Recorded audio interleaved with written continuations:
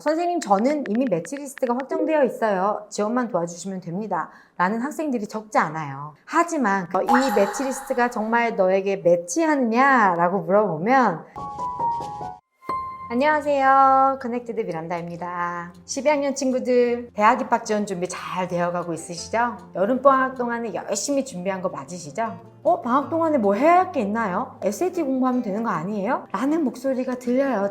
막 들려요. 안 돼요. 대학 입학 지원 프로세스는요, 우리가 그동안 열심히 공부한 것에 대한 결실을 배로 만들어 줄 수도 혹은 무색하게 할 수도 있는 매우 중요한 활동입니다. 적절한 비유를 들자면 우리가 공연을 한 편 할 때요, 열심히 대본을 쓰고 연출을 하고 배우를 뽑고 또 연기 연습을 하잖아요. 이 전 과정이 우리의 학업 과정이라고 비유를 하자면 무대 위에서 펼쳐지는 공연, 이 대학 입학 지원 프로세스라고 말할 수 있어요. 우리가 냅다 열심히 준비해놓고 정작 무대 위에서는 설렁설렁 한 만큼 그냥 하자, 마음가짐 이렇게 먹으면 안 되잖아요. 설사 연습이 부족했더라도 혹은 좀 상황적으로 아쉬운 부분이 있다 하더라도 그 무대 위에서 최선으로 공연을 해야죠. 왜냐하면 그 공연을 보고 바로 대학의 학생을 선발하니까요. 또 이렇게 거창하게 말하니까 미리 준비하지 못한 학생들 혹은 했어도 이거 제대로 한 거 맞아? 라는 학생들이 불안해할 수 있으니 오늘은 제가 미국 대학 입학 지원 프로세스에 있어서 가장 중요한 몇 가지 포인트들 중에서 한 가지를 좀 강조해서 말씀을 드리고자 합니다. 이거 진짜 중요한 내용이고요. 신청하신 분들께는 미국 대학 입학 지원 프로세스의 전략 매뉴얼을 저희가 무료로 제공해 드릴 예정이니 오늘 영상 끝까지 꼭 잘 시청하시기 바랍니다. 미국 대학에 입학 지원을 하는 일에는요, 사실 매뉴얼도 있고 단계별로 강조해야 되는 포인트들이 굉장히 많아요. 하지만 오늘은 그런 전반적이고 기본적인 내용들보다는 제가 요즘에 우리 학생들에게 입에 달고 사는 강조 포인트를 말씀드리려고 해요. 바로 객관적이고 전략이 근거한 매치리스트를 만들어라입니다. 우리가 지원을 희망하는 대학교들의 리스트업을 할 때는요, 보통 리치, 매치, 세이프티 이렇게 3개로 군집을 나누어서 각각의 대학 리스트를 만듭니다. 혹시 잘 모르시는 분들을 위해서 간단하게만 설명을 드리면 리치는 내가 붙을 확률이 20%가 안 되는 학교들이에요. 매우 상향의 학교들이고 말도 안 되는 수준에서가 아니라 객관적인 시각에서 학생의 드림스쿨을 뜻합니다. 그런데 매치는요, 내가 붙을 확률이 그래도 50% 안팎은 된다라고 판단하는 학교들이고요.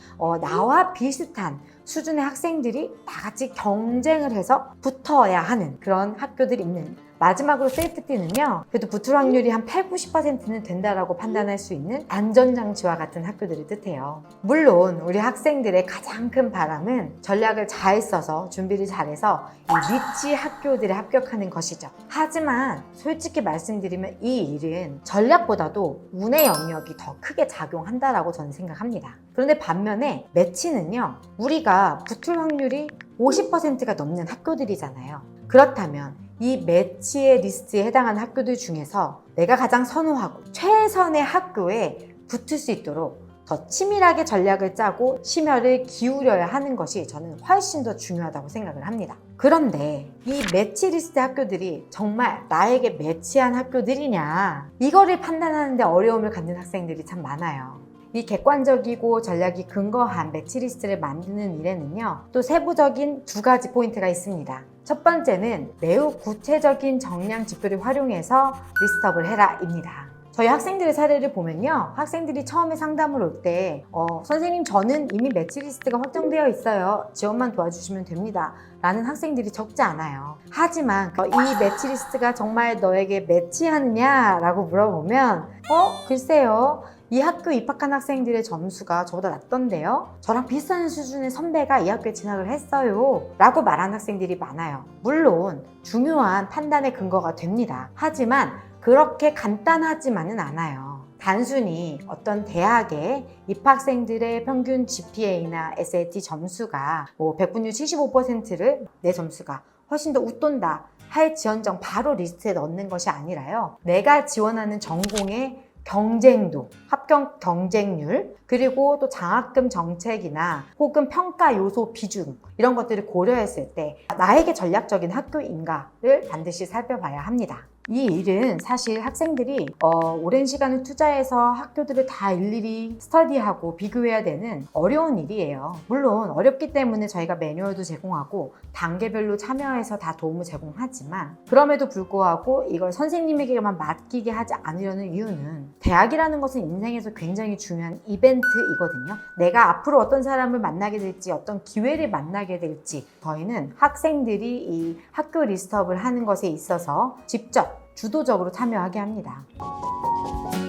두 번째 세부 포인트는요. 단순히 정량적인 지표만 활용하는 것이 아니라 정성적인 지표들도 감안하여 입체적인 분석이 필요하다는 것입니다. 학교가 추구하는 인재상이 나의 컬러와 맞는지 혹은 학교가 요구하는 supplementary essay 주제나 혹은 평가 요소 비중 등을 봤을 때 이게 나의 스토리, 나의 어필 포인트와 정렬이 되는지 등을 봐야 하고요. 혹은 내가 재학한 고등학교 선배들이 그 학교에 이미 진학을 했고 또 잘 적응을 하고 있는지 등도 살펴보는 것도 중요합니다. 이는 단순히 내가 붙을 확률이 높은 학교들을 가려내는 효과만 있을 뿐만 아니라요. 학생들이 이 활동을 하면서 내가 생각하지 못했던 상향된 학교, 좀 더 도전적인 학교들을 매치리스트에 넣게 하는 역할도 해줍니다. 실제 사례를 예로 들어서 말씀을 드릴게요. 작년 저희 학생 중에 GPA가 3.5 정도, 그리고 SAT 점수가 1400이 조금 안 되고 토플도 100점이 간 넘는 그런 학생이 있었어요. 이 학생은 이제 미국의 커뮤니케이션, 미디어 학과에